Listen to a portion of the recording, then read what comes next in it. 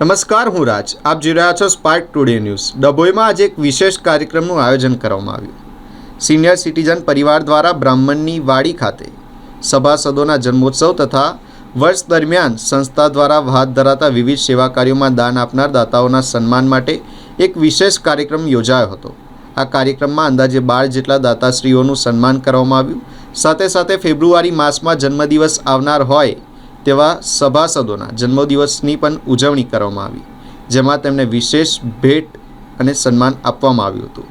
ડભોઈ નગર senior citizen પરિવાર દ્વારા દર માસની પરંપરા મુજબ ફેબ્રુઆરી માસમાં જન્મદિવસ આવનાર સભાસદોના જન્મોત્સવની ઉજવણી કરવામાં આવી. સાથે સાથે સંસ્થા દ્વારા કરવામાં આવતા વિવિધ સેવા કાર્યોમાં દાન આપનાર દાતાશ્રીઓનું પણ આ પ્રસંગે સન્માન કરવામાં આવ્યું હતું. સંસ્થાના મહામંત્રી બળવંતસિંહ ચુડાસમા દ્વારા સમગ્ર કાર્યક્રમનું સુચારું સંચાલન કરવામાં આવ્યું. જન્મદિવસ નિમિત્તે સભાસદને શાલ ઓઢાડી તથા વિશિષ્ટ ભેટ આપી સન્માનિત કરવામાં આવ્યા હતા. આ પ્રસંગે સિનિયર સિટીઝન પરિવારના મોટી સંખ્યામાં સભ્યો ઉપસ્થિત રહ્યા હતા.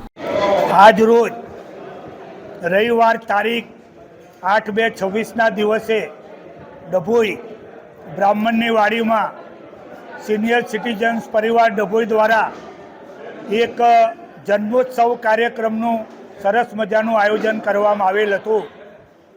તેમાં ફેબ્રુઆરી માર્ચ માસમાં આવતા સભાસદોના જન્મોત્સવનું ઉજવણીનો કાર્યક્રમ રાખવામાં આવેલ હતો.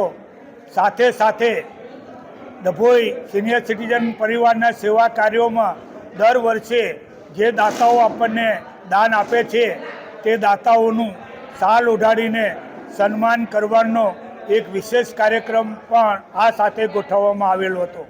અતિથિ વિશેષ તરીકે ડભોઈ ઉમા હોસ્પિટલના સંચાલક ડૉક્ટર જગદીશભાઈ શાહ સાહેબને બોલાવી અને સિનિયર સિટીઝનો અંગે આપણે એમના આરોગ્ય ક્ષેત્રે આપણે માર્ગદર્શન લીધેલું અને એમની હોસ્પિટલની સેવાઓ વિશેની આપણે બધી માહિતી લીધેલી અને ભવ્ય મજાનો સરસ કાર્યક્રમ આપણે કરેલ અને કાર્યક્રમના અંતે પ્રીતિ ભોજન રાખવામાં આવેલ હતું.